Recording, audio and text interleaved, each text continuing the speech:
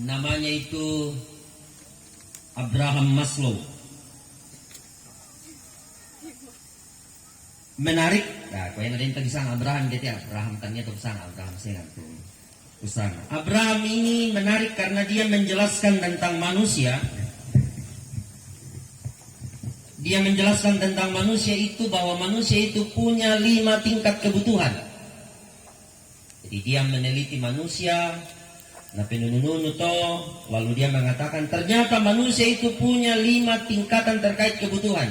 Ada yang bisa memenuhi hanya 2, ada yang bisa memenuhi 3, tapi manusia selalu berusaha untuk memenuhi 5 tingkatan kebutuhan. Jadi menurut Abraham, 5 ada itu sulapana kebutuhan tak.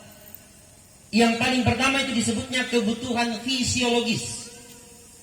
Dari kata fisik tentu prinsipnya adalah manusia itu selalu berupaya mempertahankan eksistensinya. Kenanu teh yaitu kebutuhan pertama tulana karang tolino mui minda adalah bagaimana caranya supaya dia bisa makan. Kande itu kebutuhan pertama menurut Abraham Maslow dari semua manusia, mempertahankan eksistensinya secara fisik. Makanan, minuman, oksigen. Itu hal pertama yang harus dipenuhi. Jika tidak bisa dipenuhi akan jadi masalah. Ya moto, di mana-mana kegiatan, termasuk ini perayaan Pasca, anggaran apa yang paling besar? Panitia. Anggaran apa yang paling besar? Konsumsi. Karena itu tadi, itu hal pertama yang harus dipenuhi. Yang nata itu konsumsi nako semua hal-hal selesai. Malah kadang-kadang dan kegiatan resepsi, pernah juga saya dengar di sebuah kegiatan ibadah, nako MC, kita tiba pada acara yang ditunggu-tunggu. Makan, istirahat. Mengapa konsumsi ditunggu-tunggu? Ya siapa tahu Nadesia atau Ronaldo akhirnya di Columbus. Maksudnya di Bungku.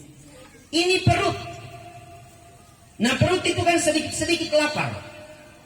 Yang tadi tahu sementara kumande, jadi sang benon nalendu. Nah komi itu tahu sementara kumande, tapi itu mau tuh indi komi tak kumande. Nah komi tinde itu mau tuh malimang kan aku mandi cuma banua. Nah komi itu kumande dong. Oh tapi mama naden ama itu puasa sholat duku umanu. Nah komi itu tolen jong sulu banua ina. Tole ria apa tuh nipu kada ina. Mangkom di kantalen duku kumande dan oka kumande. Mengapa konsumsi ditunggu-tunggu? Ya karena kebutuhan fisiologis. Kita sedikit-sedikit lapar. Dan tahu diri sudah naik pangkat, lulus. Pertanyaannya adalah, adakah? Dan ini adakah 100 teh? Mengapa ditanya adakah? Apa yang ditanya di situ adakah? Ya adakah makanan? Coba lihat orang Toraja kemana-mana yang namanya bertamu apa tuh dapat ada? Mana sumurakat? Itu tidak berarti kumuyada itu orang Toraja kolong-kolongan. Tidak, kan dentau malah bertamu. Kebetulan bertamu di tengah malam hujan. Jam 11 malam. Hujan, nah kami itu tuan rumah, soalnya rumah, urang mau tepak, tantu tetek sang pulau misa mau bongi, tarik ni malam mama. Kebetulan ya tu dulu-dulu kan ya tu banwanta, mana teman-teman tambahin dari Talang. Pantak-takan ke kami dan tandakan dengan limbong. Jadi itu kamar tamu na kamar tuan rumah, sisa dia hanya dipisahkan oleh pantak-takan. Tiba-tiba ya tetora itu korok nanya, pokoknya ya itu korok susi tulang tangga mimbar susi korok ki. Dan itu penanyan beri kompok ada itu.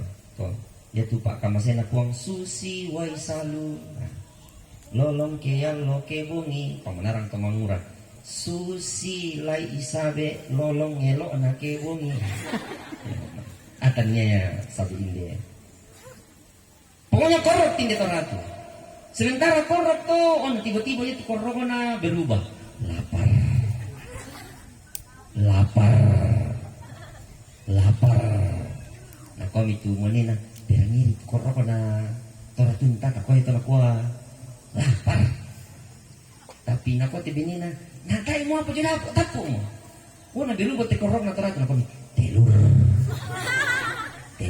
Ono ko yo din pa manok mental lo jong suluk. Yamang malangki. Tapi nako tibinina, nakapo kayu. Marami pandang narua uran. Nah, komite korop pagar. Oh iya, dia pakai pagar. Ya bang, mau dipakai manasu, tak pernah disempat dipasang. Manasu itu, manasu, digoreng tetalo, ditambahin korado. Milik komite tua, mi kumande. Sementara kumande itu nak bang tumonena, parokoy. Maka nikani bang tibinina sabak. Nang talo jong mo sulugo banua tak mo tubo ko na ko wampi parokoy tapi ya sus minto toraya parokoy sementara na ko parokoy mate lampu bendan tinde benen na loma abisik muko parokoy na tay mo abdi dapo mangka mana na pokada duku lampu tanya mo len kena bisik ito ratun na tapi ko na mangka mo sama le patumba pina mangka mo dibisiki akhirnya mangka kumande male mamma oh nak koroko masih tinggi teratu kurang ajar ya tuh koroko na berugo nak transport lah tanya aku teh ibu pendeta salah pak pendeta tarik kepada transport penitia payah tadi lah ini begitu itu kebutuhan fisiologis tak nggak bisa ditunda tuh kebutuhan fisiologis makanan kapan kita tunda pasti jadi penyakit itu kebutuhan pertama manusia itu harus memenuhi kebutuhan makanannya. Malah jika di sini ada mahasiswa di kota-kota besar, biasanya yang namanya awal bulan itu makan sari laut. Ya, makan sari laut. Tapi yang pertengahan bulan tuh makan sari mie. Indomie. Yang akhir bulan makan nutrisari. Sahabat tak mau apa? Orang Toraja sendiri dulu yang bila menikah, nak tanya tahu apa pekerjaannya.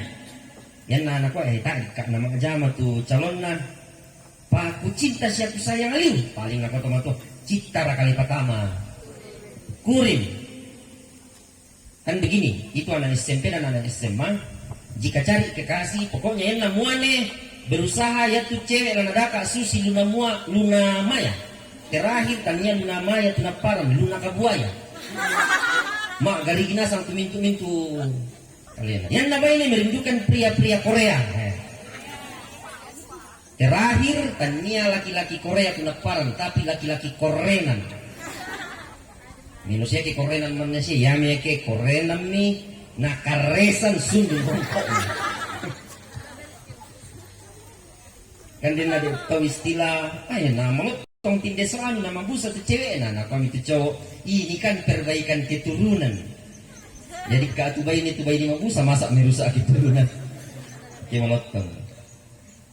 Tapi kalau ibu-ibu, saudara-saudara sudah sementara mulai kuliah, kadang-kadang yang tadi laki-laki perempuan mengharapkan oppa Korea, yang nama SMA kuliah atau mulai menurunkan standar.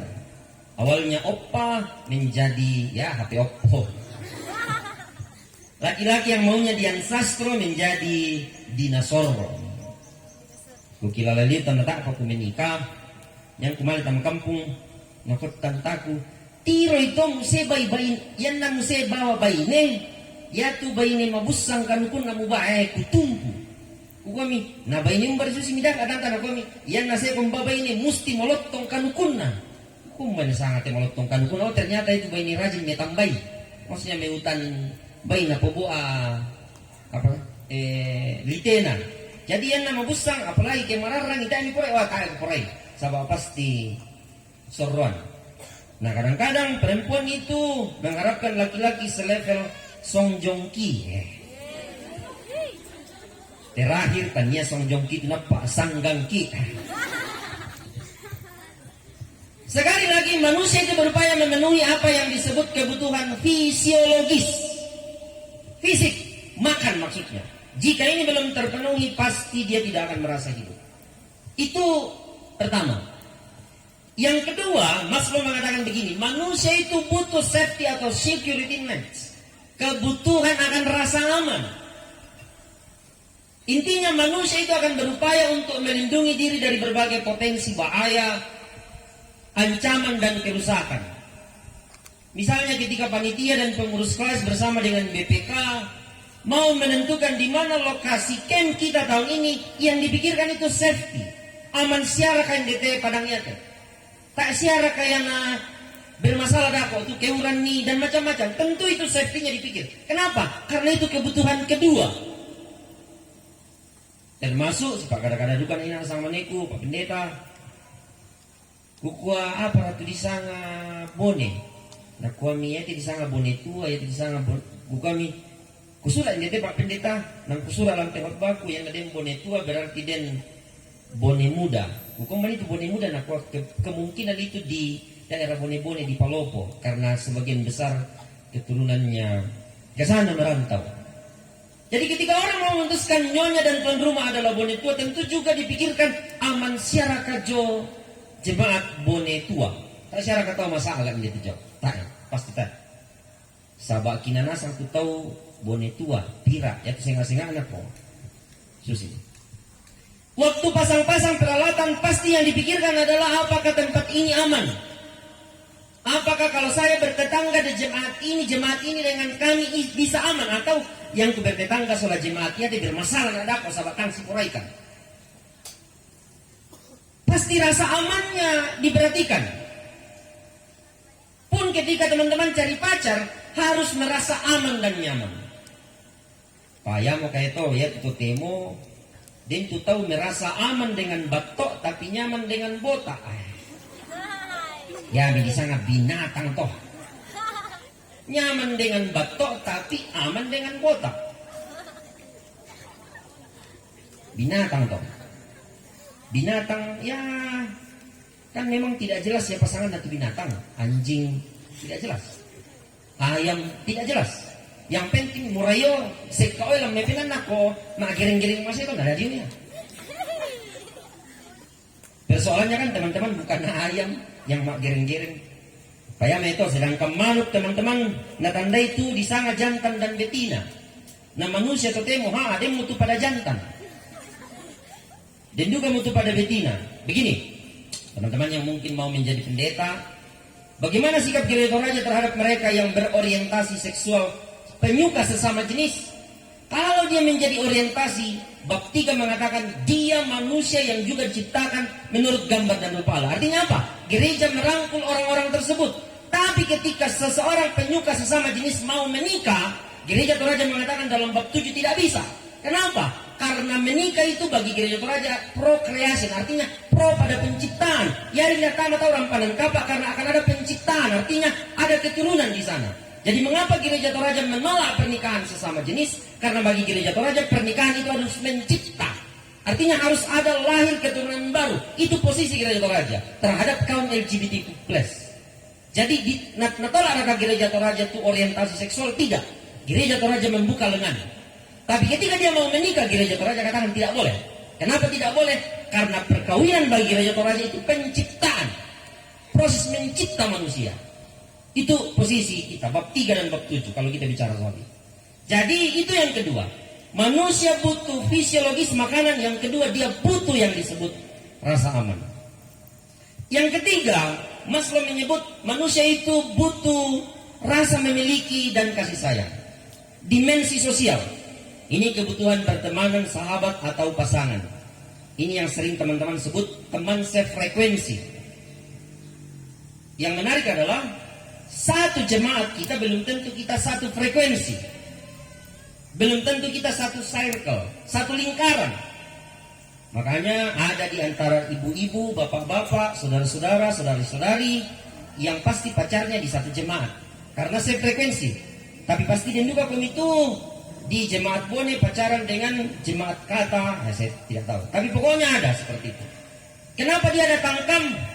Karena tidak ada pacarnya di jemaat, cari di klasis, cari di kam PPGT. Karena tak masalah di sini daka perempuan ini atau daka laki-laki. Pokok yang tak siapa kok. Hati-hati kan begini. Yang kita dalam PPGT ada 2 tuki anggotaan. Anggota biasa dan anggota luar biasa. Anggota biasa itu umur berapa tahun? 15 sampai 35. Yang anggota luar biasa 35 ke atas. Yang jomblo 4. Umur 15 sampai umur 25 itu jomblo biasa. Jadi yang umur 25 ke bawah jomblo jangan takut, itu jomblo biasa. Jadi umur 25 sampai umur 30 was-was mau tuh sahabat jomblo luar biasa. Jomblo luar biasa bang. Padahal ya, yang umur 30 sampai umur 35 itu jomblo kadaluarsa. Jadi yang ada yang komunitas umur 30 sampai 35 ya kada luar sama komunitas. Pak umur 35 sampai 40 itu jomblo berbisa. Dan ada yang toko sabar abang pun berbisa. Yang umur 40 ke atas pendeta jomblo apa toh? Lah dibinasakan toh. Yang umur 50 dah jomblo bangsa kan? Yang mau jomblo toh bombo. Tapi kan aku tuh firman Tuhan melalui Rasul Paulus memang denduka itu tahu diciptakan tidak menikah. Memang ada. Jadi setiap orang itu tidak harus menikah. Tapi ini yang agak aneh di Indonesia. Misalnya pendeta, gembala dan pastor. Dalam bahasa Indonesia itu agak unik. Pastor itu di kepala orang tidak menikah. Jadi yang nadin tahu nata na menikah namuan ini biasa di sana. Pato. Nah, itu agak unik itu istilah. Manusia butuh relasi sosial. Makanya di HP kita itu terlalu banyak grup WhatsApp. WhatsApp grup. Macam-macam. Ada grup hobi, ada grup sekolah, entahlah. Tapi kalau saya boleh bertanya sama adik-adik saya yang di bawah sini, adakah di antara kamu yang memiliki grup WhatsApp membaca Alkitab? Ada. Oh, bisa. Yang di sana? Payah kata kutiro jong te, ini kan kam PPGT. Payah kutiro te jong muka aku rata-rata piran itu PPGT itu deh. Yo yang te PPGT. Rata-rata bayinya nasa kalah. Dan juga saya tuh sahabat-sahabat. Tapi itu. Kalau hanya satu dua yang punya grup WhatsApp membaca teks Alkitab setiap hari, pekerjaan besarnya pengurus kelas. Itu yang ketiga, kebutuhan sosial. Yang keempat, apa yang Maslow sebut sebagai kebutuhan akan penghargaan. Pokoknya semua orang mau dijempol. Semua orang mau dihargai, semua orang mau diapresiasi. Siapapun dia. Contoh ya, meskipun kamu gendut tapi kamu tetap boboho, bondeng-bondeng hot.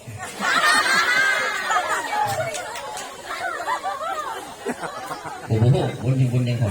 Jadi dia komedian merasa insecure karena itu bondeng-bondeng hot. Kamu hari ini semakin hari seperti tikus, apa itu? Tinggi, kurus, tapi meskipun kamu tikus, kamu tetap manis, maksudnya manisak.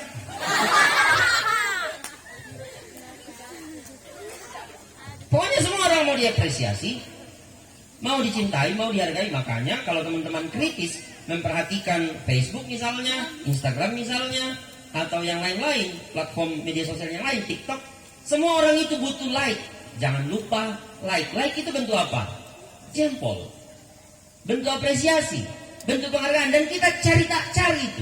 Yang ada apa? Miunggah, mi-upload, lalu kurang tuh like, nah saya nggak penanta. Kenapa? Karena kita butuh itu. Itu kebutuhan kita yang keempat.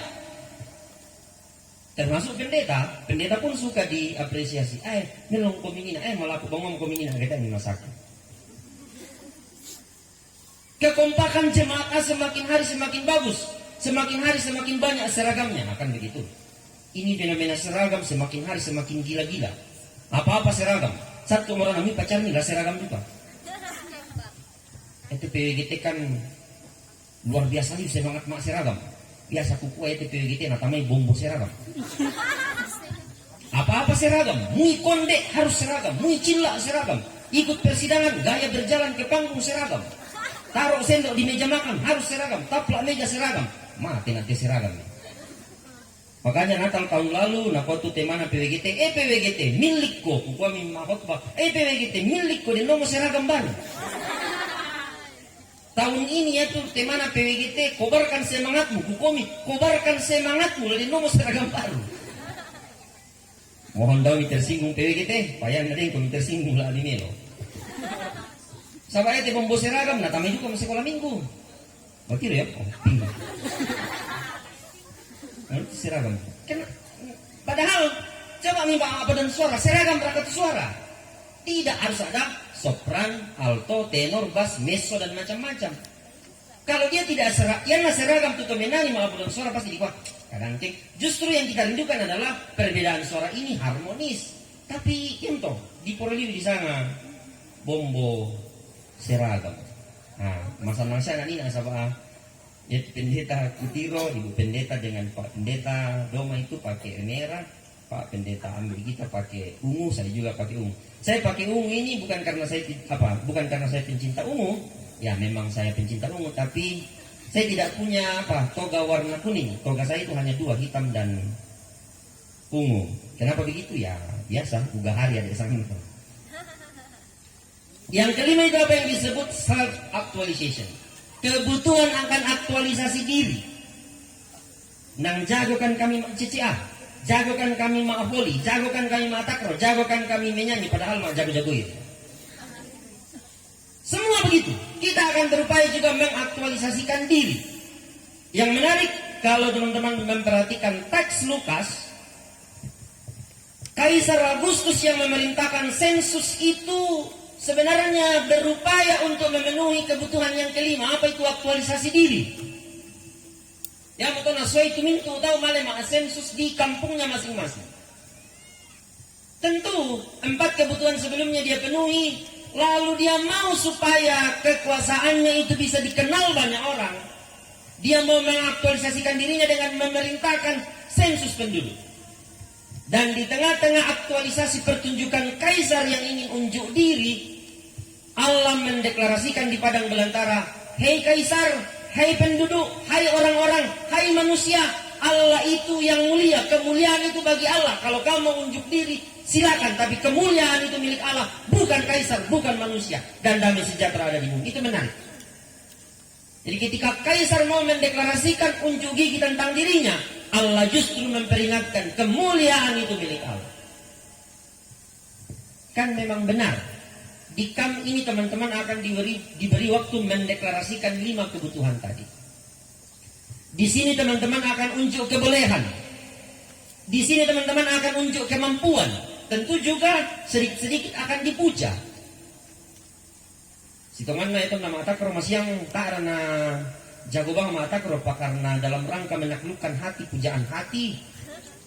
Nah, tongan itu memet kondong-kondong lapangan sus atau totok kok pesi minum kandok toko balap.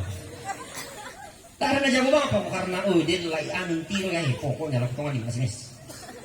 Akhirnya karena tongan ini salah kondong cedera tuh nak tamban layan. Si ibang hari 3 rik. Nalap-lap di ceweknya anak kuamia, mapan diliu pelan-pelan kuah. Lembut-lembut kok sedikit, bila-bila.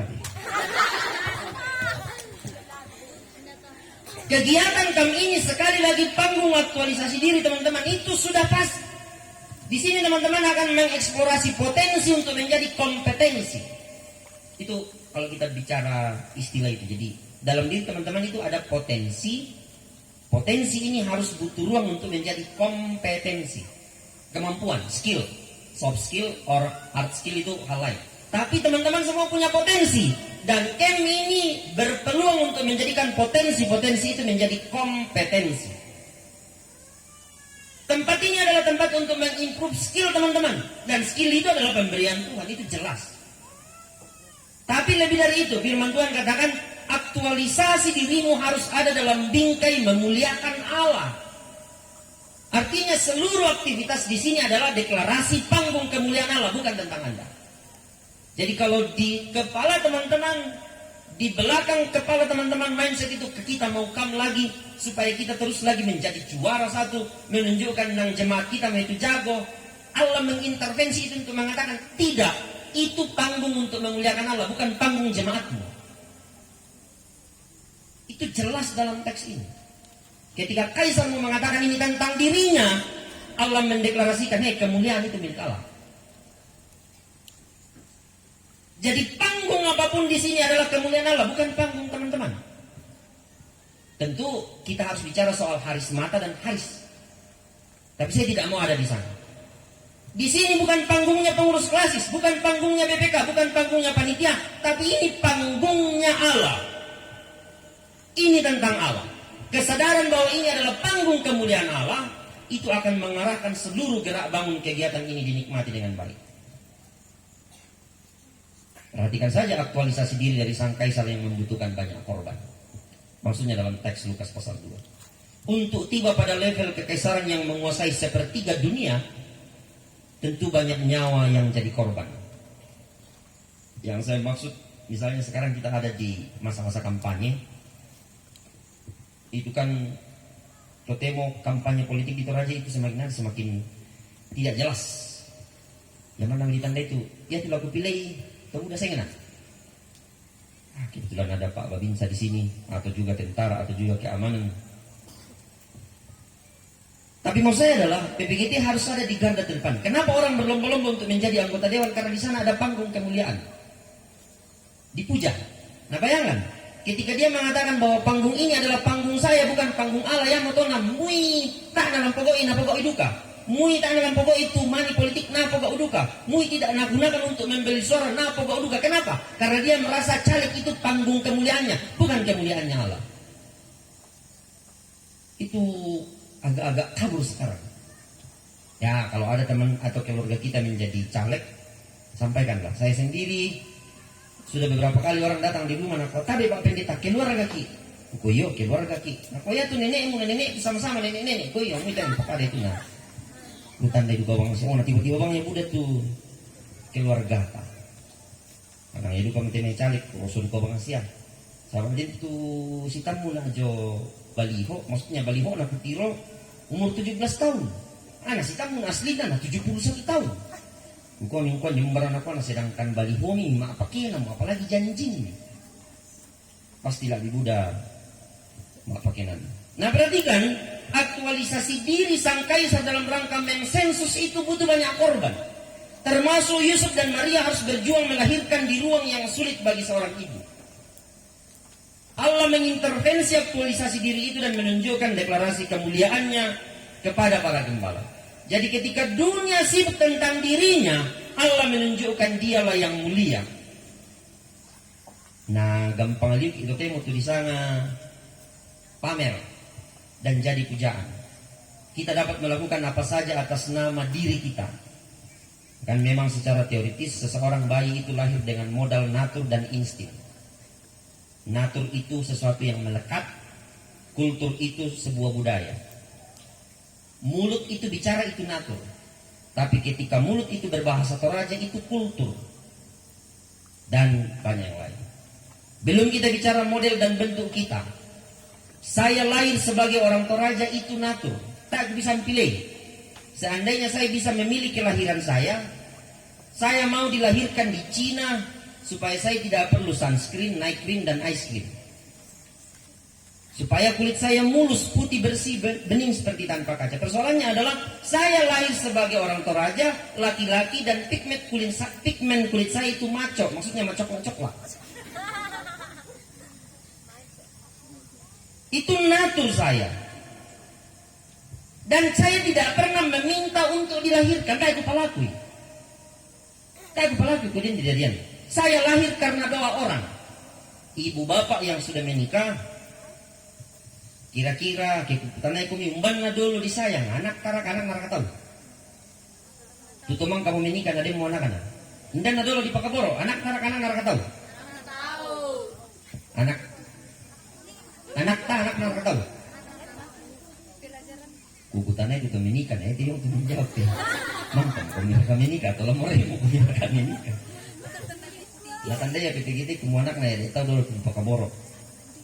Sabakan nabuar kenalin anak tak kita anak tahu. Jadi anak tahu dulu itu di Pakaboro. Seandainya saya bisa memilih kelahiran, saya akan memilih jadi bule. Tapi apa? Saya bulepe. Biar hidungnya panjang, tapi ya dan tinggi badannya juga tinggi. Tapi saya tidak bisa memilih kelahiran, malah saya dijadikan orang Toraja yang masuk dalam POPSI. Dan sama POPSI Persatuan Orang Pendek Seluruh Indonesia, saya sekretarisnya. Ya kan untuk ukuran laki-laki saya hanya 161. Sebenarnya itu pendek untuk kategori laki-laki. Laki-laki itu minimal 163. Jadi saya kurang 2 cm. Untuk ukuran laki-laki yang pada umumnya. Pun ketika kita bicara soal yang lain-lain, masing-masing teman-teman kita ini punya natur. Punya sebuah pemberian dari Tuhan yang harus dikembangkan di sini. Tapi ingat, kita punya natur dan kultur. Apa kultur di KAM PPGT Klasis tahun 2023 di kelas Malimbong ini? Kulturnya adalah memuliakan Tuhan. Kalau kultur bukan untuk memuliakan Tuhan, ya sudah. Yang lain itu, eksesnya itu berdampak buruk. Tapi kalau kita tahu natur saya adalah milik Tuhan, saya adalah gereja, saya adalah PPGT, dan kultur saya adalah memuliakan Tuhan. Seluruh panggung ini adalah milik Tuhan. Kesadaran itu harus dibangun dengan baik. Kalau tidak, kita sekadar datang untuk melakukan rutinitas yang tidak membantu kita sadar bahwa saya punya natur milik Tuhan dan saya punya kultur memuliakan Tuhan. Ngapa sakit kami puang siria kami kamar empasan. Amin.